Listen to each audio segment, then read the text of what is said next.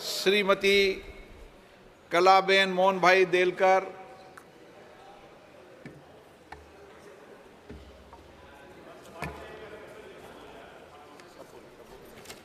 प्रश्न संख्या 43।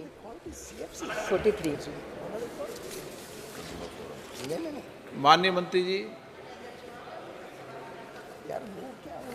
माननीय सदस्य,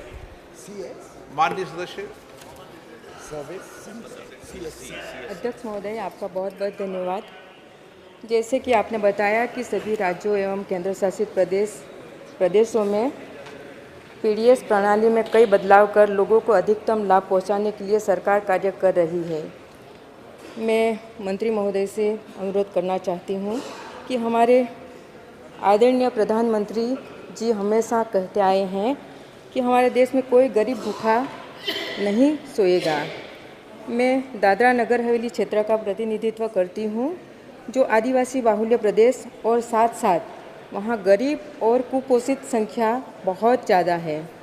इस गंभीर समस्या को ध्यान में रखते हुए 2019 में तत्कालीन सांसद श्री मोहन भाई देलकर जी ने हमारे प्रदेश के आदिवासी गरीब एवं कुपोषित जनता को ध्यान में रखते हुए तत्कालीन केंद्रीय खाद्य एवं सार्वजनिक वितरण मंत्री जी श्री रामविलास पासवान जी से सार्वजनिक वितरण प्रणाली में सुधार करने के लिए अनुरोध किया था तथा मौजूद योजना में चावल, गेहूं उपरांत शक्कर, दाल, फोर्टिफाइड नमक, कपासिया तेल आदि अन्य वस्तु डीएनएच की जनता को मिले, जिससे कि गरीब आदिवासी कुपोषित जनता को पौष्टिक आहार सुलभ हो सके। आपका प्रश्न क्या है?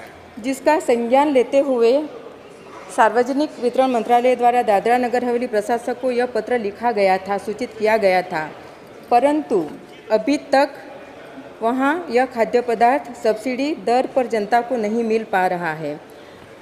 अध्यक्ष जी, मैं आपके माध्यम से जानना चाहती हूं कि मेरे संसदीय क्षेत्र की जनता को यह खाद्य पदार्थ कब तक उपलब्ध होगा।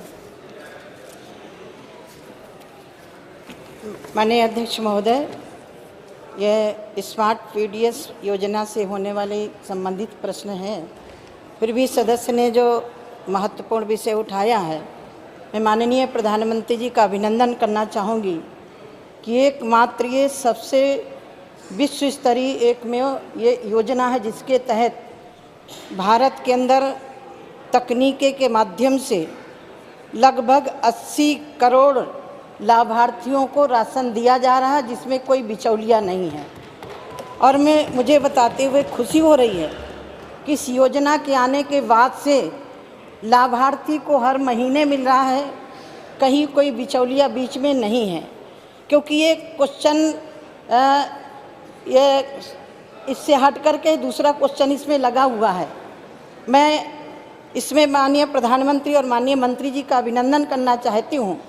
जिस कोटे में, जिस प्रदेश में, जिस ब्लॉक में नहीं मिल रहा, उसमें हमने एक डैशबोर्ड बनाया है जिसके द्वारा उसको लिंक करके आप घर बैठे देख सकते हैं।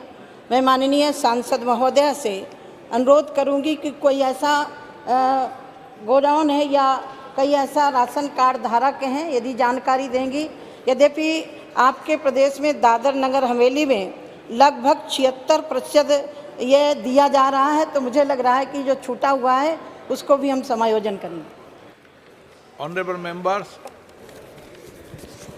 साथ ही पिछले कुछ समय से मेरे प्रदेश में नए राशन कार्ड बनाने की प्रक्रिया भी बंद है। नए राशन कार्ड बनाने की प्रक्रिया फिर से कब बहाल होगी? और 100% डिजिटलीकरण की बात की गई है। प्रदेश में नेटवर्क का भी बहुत बड़ा इश्यू है। सरकार की तरफ से क्या सुविधा की जा रही है? माननीय अध्यक्ष महोदय, आज के युग में मुझे लग रहा है कि नेट की बात करना सब लगभग कुछ पहाड़ी एरिया, कुछ आदिवासी एरिया छोड़ करके सब जगह नेट की व्यवस्था है। एक बात मैं आपके माध्यम से और कहना चाहती हूँ, विदेश के पूरे राज्य आ चुके हैं, 3 राज्यों को छोड़ करके, जिसमें केरल, पश्चिम बंगाल, तमिलनाडु को छोड़ करके सारे राज्य हमारे इस पोर्टल पर आ चुके हैं।